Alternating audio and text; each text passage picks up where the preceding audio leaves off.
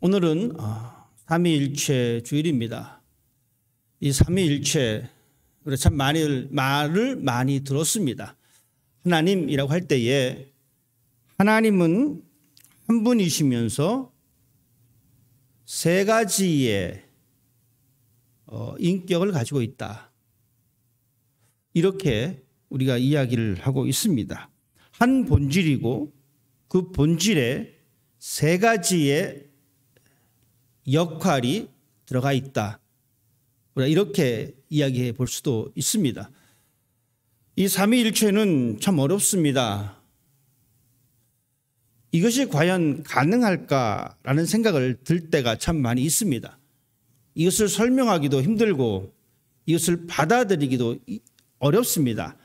하나면 하나지, 둘이면 둘이고 셋이면 셋이지 어떻게 하나가 셋이 될 수 있느냐라고 이야기를 합니다.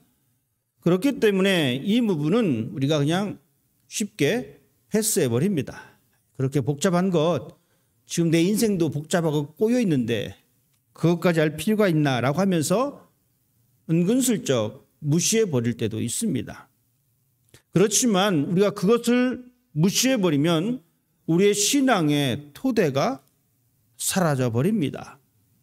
이 신앙의 토대가 사라진다라는 이야기는 우리의 신앙의 뿌리가 썩기 시작한다라는 이야기입니다. 여러분, 어느 순간 이 썩은 것은 우리의 신앙을, 우리의 영혼을 파괴해 버립니다. 그리고 그 자리에 악한 생각이 들어와서 우리의 영을 지배해 버립니다. 초창기 그리스도인들은 하나님을 믿고 또한 예수 그리스도의 부활을 믿었습니다. 시간이 흘러서 이제 핍박 가운데 있었던 그리스도인들은 단순히 저들에게 주어진 그 신앙을 지켜내기 위해서 정말 정신없이 싸웠습니다. 목숨 걸고 자신들의 신앙을 지켰습니다. 어렵고 힘들어도 오직 예수 그리스도의 부활과 다시 오심을 사모하면서 시간을 버텨냈습니다. 힘들고 어려웠던 그 시간이 지나고 이제 드디어 종교의 자유가 선포됩니다. 이제 기독교를 믿어도 좋다라고 나라가 인정을 해줍니다. 그리고 이 기독교를 국교로 세워버립니다. 참 이상한 것은 종교의 자유를 경험하고 국교가 기독교로 되면 더 잘 될 줄 알았는데 저 잘 되기는커녕 그 속에서 잘못된 생각들이 점점 더 쌓이기 시작합니다. 왜냐하면 한 나라가 기독교를 국교로 정하니까 그 속에 있었던 다른 이단적인 문화와 사상들이 다 들어옵니다. 그러면서 기독교가 섞이기 시작합니다. 처음에 가졌던 그 순수했던 그 신앙이 점점 희미해집니다. 그러다 보니까 동일하게 고백했던 하나님, 동일하게 고백했던 예수님에 대한 생각들이 점점 달라지기 시작했습니다.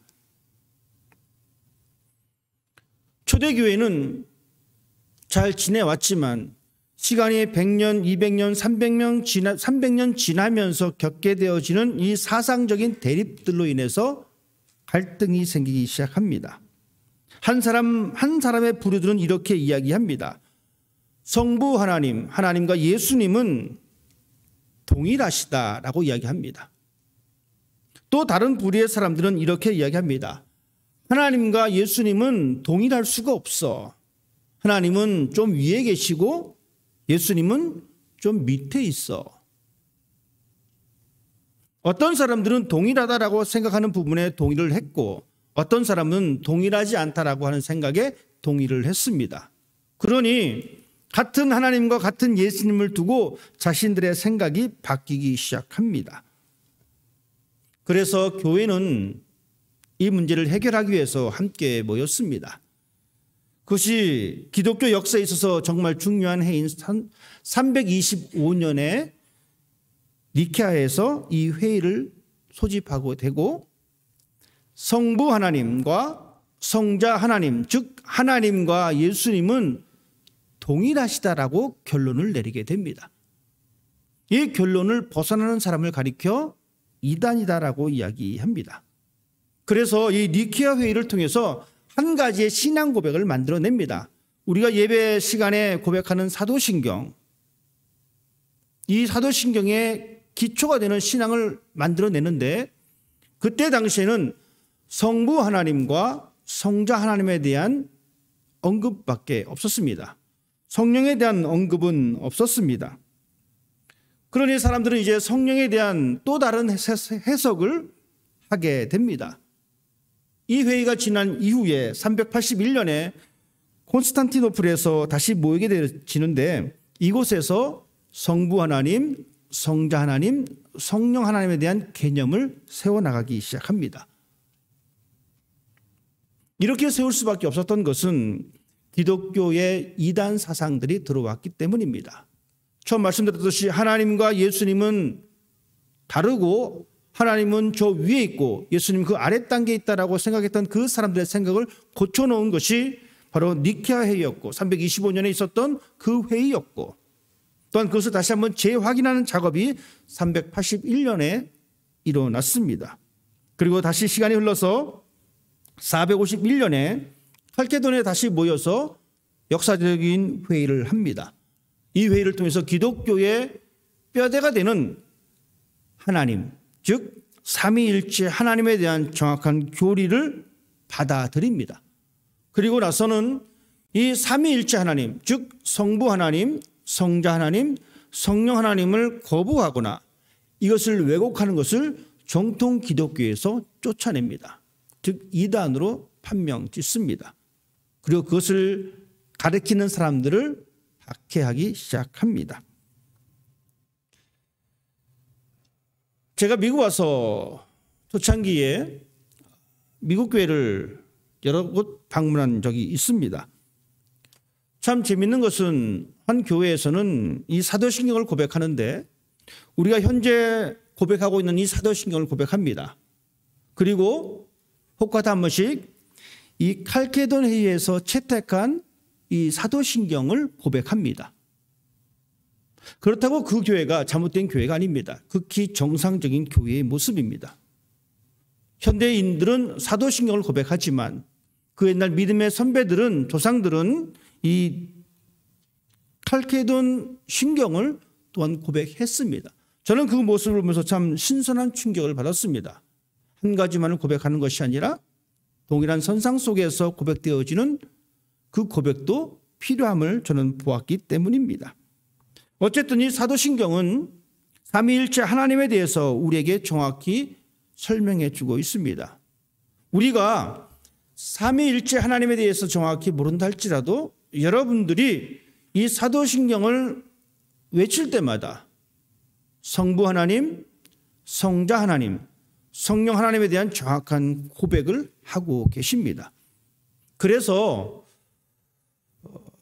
혹시 여러분들이 그럴 일이 혹시 있을지 모르겠지만 어떤 다른 곳에 가셔서 신앙생활을 한다거나 다른 곳에 방문했을 때에 그 교회가 사도신경을 받아들이지 않는다면 여러분은 속히 그 교회를 떠나셔야 합니다. 왜냐하면 그 교회는 교회가 아닙니다. 교회의 이름을 쓴 하나의 모임일 뿐입니다. 그 정도로 이 사도신경은 정통 기독교 신앙에 있어서 정말 중요하고 소중한 재산입니다. 기독교는 유일하신 하나님을 믿는 종교입니다.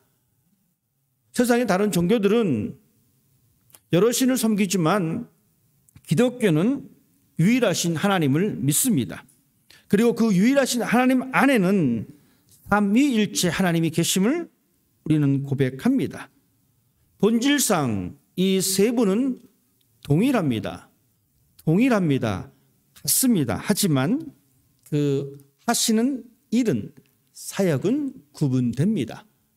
우리가 고백할 때 하나님이라고 하는 이 단어 속에는 세 하나님이 함께 들어가 있습니다. 그래서 성부 하나님께서 하시는 그 사역과 성자 하나님이 하시는 그 사역과 성령 하나님이 하시는 그 사역은 구분되고 있습니다. 어떤 사람들은 이렇게 이야기합니다. 그러면 그 삼위일체 하나님이 과연 성경에 나타나 있느냐? 성경 어디에 그런 단어가 기록되어 있느냐? 물론 성경에는 삼위일체라고 하는 이 단어가 기록되어 있지 않습니다.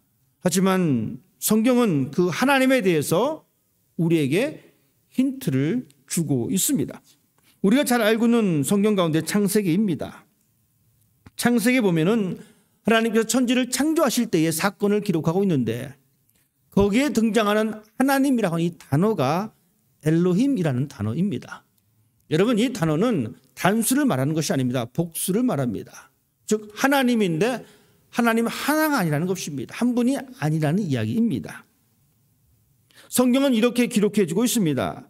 우리의 형상을 따라 우리의 모양대로 우리가 사람을 만들자. 혼자를 가리켜 우리라는 말을 쓰지 않습니다. 둘 이상을 가리켜 우리라고 하는 단어를 쓰고 있습니다. 그래서 창세기를 기록할 때에 성경 기자는 우리가 우리의 형상을 따라서 우리 모양대로 우리가 사람을 만들자. 하나님께서 그렇게 하셨다라고 말씀해 주고 있습니다. 즉 창조 사역을 통해서 우리가 알 수 있는 것은 성부 하나님께서 그 역할을 주도적으로 감당하셨습니다. 천지 창조에. 그리고 성자 하나님과 성령 하나님께서 동참하셨습니다. 신약으로 넘어와서 요한복음은 또한 이렇게 말씀해 주고 있습니다.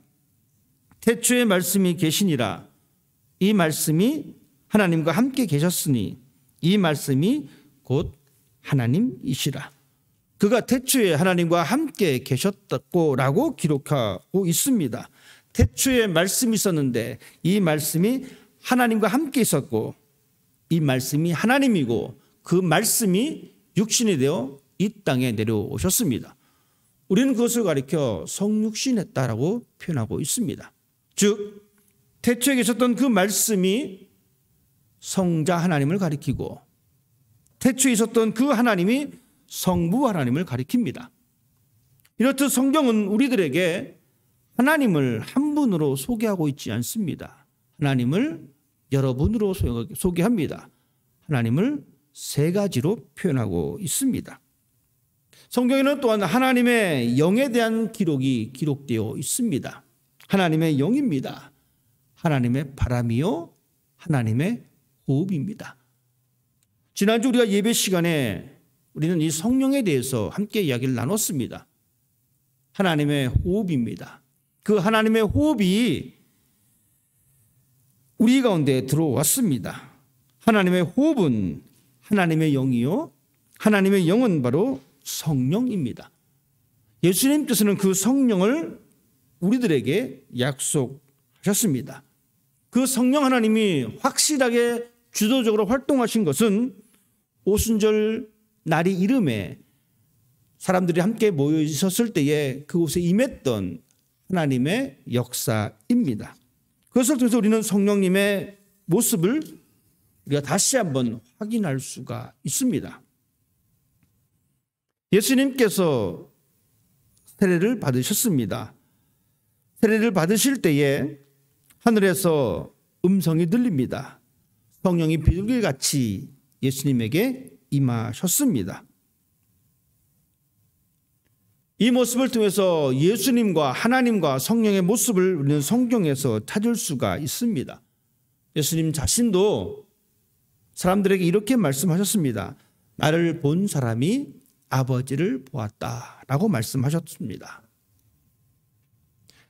구약의 성경도 복음서의 말씀도 예수님도 이렇게 하나님이 한 분이 아니심을 이야기해 주고 있고 또한 신약 성경을 많이 썼던 사도 바울도 그의 서신서를 통해서 이렇게 말씀해 주고 있습니다. 주 예수 그리스도의 은혜와 하나님의 사랑과 성령의 교통하심이 너희 무리와 함께 있을지어다. 예수님과 하나님과 성령을 언급하고 있습니다. 이 말씀을 근거로 목사들이 축도를 합니다. 물론 구약에 있는 아론의 축복문과 더불어 이 구절을 사용하고 있습니다. 이렇듯 하나님께서는 우리들에게 하나님이 한 분이 아니고 한 분이지만 그 속에 세 분의 위격이 있음을 우리에게 말씀해 주고 있습니다. 그리고 오늘의 본문 말씀은 또한 그것을 확인해 주고 있습니다. 19절 말씀에 이렇게 기록해 주고 있습니다. 그러므로 너희는 가서 모든 민족을 제자로 삼아 아버지와 아들과 성령의 이름으로 세례를 베풀라라고 말씀해 주고 있습니다. 아버지와 아들과 성령의 이름입니다. 즉 하나님 한 분 속에 있는 새 하나님을 우리에게 말씀해 주고 있습니다. 우리는 예수님께서 우리에게 부탁하신 이 말씀을 기억할 필요가 있습니다. 예수님은 이제 마지막 제자들과의 40여일간의 이 땅의 삶을 시간을 마치시고 이제 산에 올라가셨습니다. 그리고 말씀하셨습니다. 하늘과 땅의 모든 권세가 내게 있다. 왜냐? 하나님께서 그 권세를 주셨다라고 말씀해 주고 있습니다. 하늘과 땅의 모든 권세가 예수님에게 있습니다. 여러분, 이 말은 단순한 말이 아닙니다. 하늘의 권세, 사람이 가질 수가 없습니다. 땅의 권세, 이것은 하나님에게 속한 것입니다. 하늘의 권세와 땅의 권세가 예수님에게 있다. 즉 하늘의 권세와 땅의 권세를 가지고 있는 그 분이 바로 하나님이다라고 우리에게 말씀해 주고 있습니다. 즉 예수님은 내가 하나님이야 라고 말씀하고 있습니다. 왜냐하면 예수 안에 참된 생명이 있기 때문에 그렇습니다. 하나님 안에 참된 생명이 있기 때문에 우리는 이런 예수님의 고백을 통해서 하나님께서 우리에게 주신 모든 권세를 고백할 수가 있습니다. 예수님은 그렇게 말씀하셨습니다. 세례를 베풀고 가르쳐 지키게 하라. 모든 민족을 제자를 삼으라 라고 말씀하셨습니다.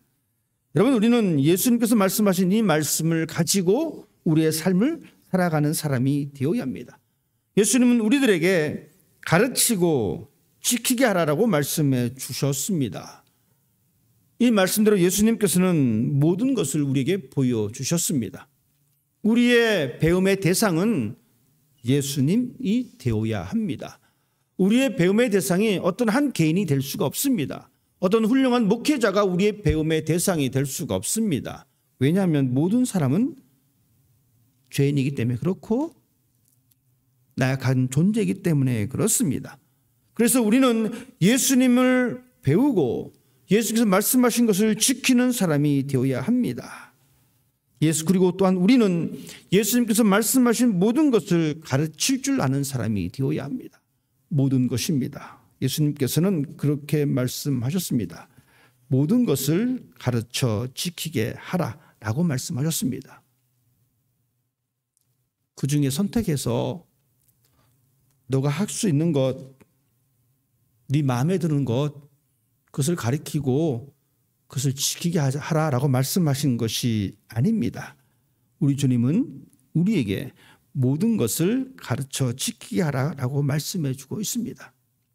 그런데 우리는 용기 있게도 예수님의 말씀을 넣었다 뺐다 합니다. 내가 하기 좋으면 하고 내가 하기 싫으면 이것쯤은 안 해도 돼라고 생각할 때가 있다라는 이야기입니다. 여러분, 이것은 신앙이 될 수가 없습니다. 여러분, 이것은 참 제자의 모습이 아닙니다. 우리는 힘들어도 예수님의 참 제자의 모습이 되기 위해서 애쓰는 사람이 되어야 합니다. 우리 주님은 알곡을 원하십니다.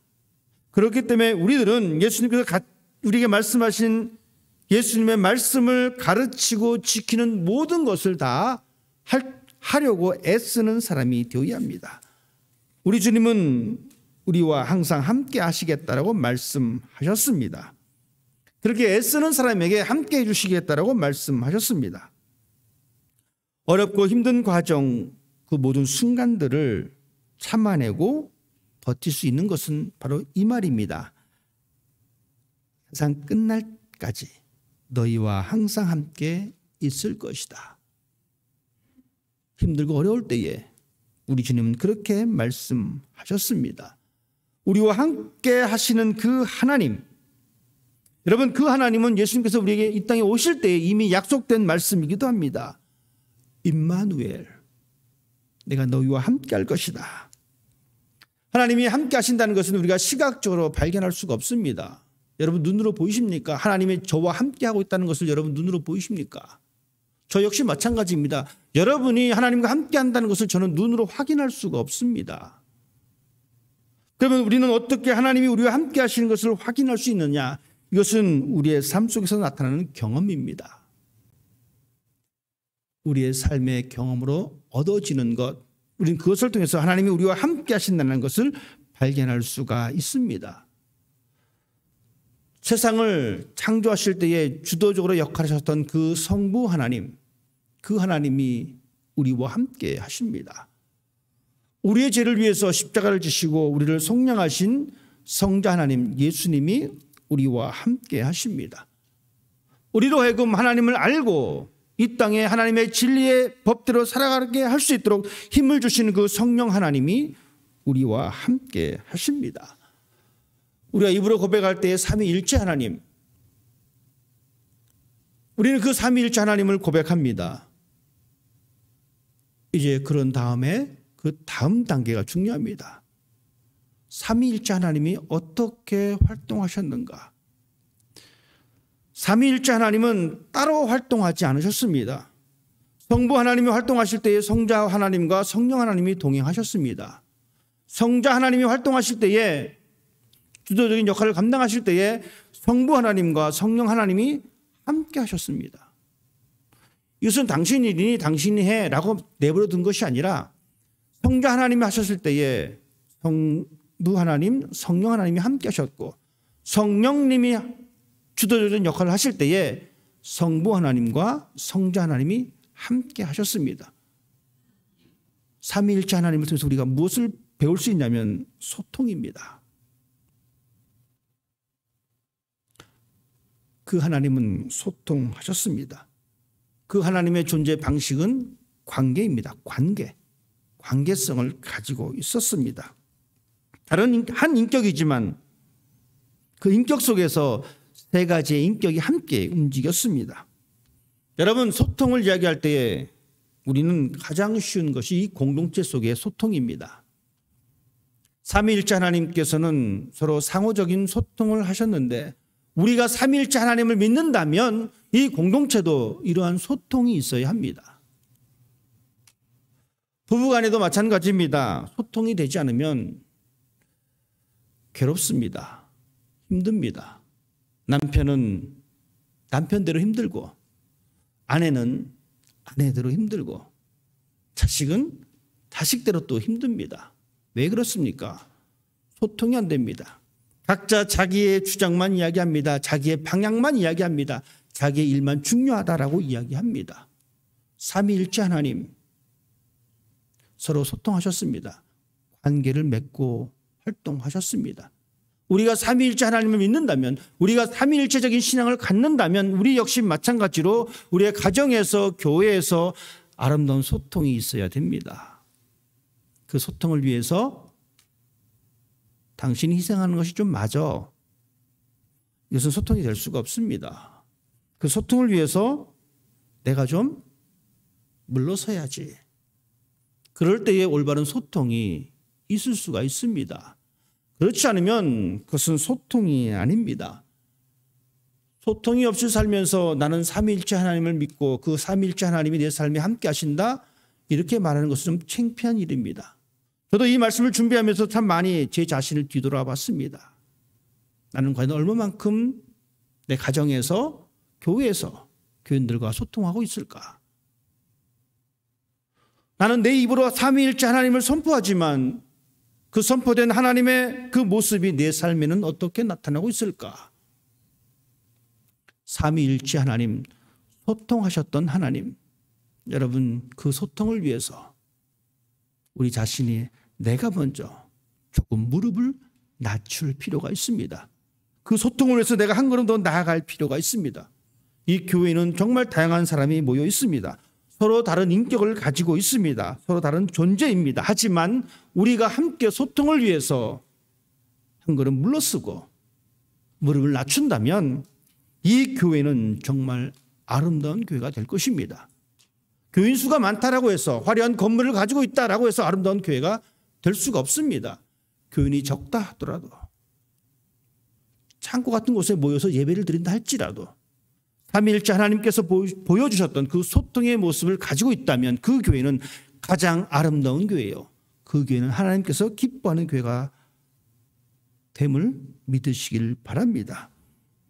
저는 이 교회가 그런 교회가 되었으면 정말 좋겠습니다. 우리의 모임이 그런 모임이 되었으면 좋겠습니다. 하나님께서는 우리에게 그렇게 말씀하셨습니다. 너희는 가서 모든 민족을 제자로 삼아 아버지와 아들과 성령의 이름으로 세례를 베풀고 내가 너희에게 분부한 모든 것을 가르쳐 지키게 하라. 볼지어다 내가 세상 끝날까지 너희와 항상 함께 있으리라. 예수님만 우리와 함께 있는다는 것이 아닙니다. 성부 하나님, 성자 하나님, 성령 하나님이 우리와 함께 있습니다. 이 든든한 소망을 가지고 있다면 우리는 이 땅에 삶을 살면서 예수의 제자의 삶을 살아낼 수 있고 또한 여전히 교회 공동체 속에 들어오지 못하는 그 사람들을 찾아가서 그들에게 복음을 증거할 수 있는 힘 있는 사람으로 살아갈 수가 있습니다. 우리가 믿는 하나님, 삼위일체 하나님이십니다. 서로 소통하셨던 그 하나님이 우리의 가슴 속에, 우리의 가정에, 우리의 교회에 풍성하게 역사하시기를 늘 사모하며 사모하는 그런 삶 되시기를 주님의 이름으로 부탁을 드립니다.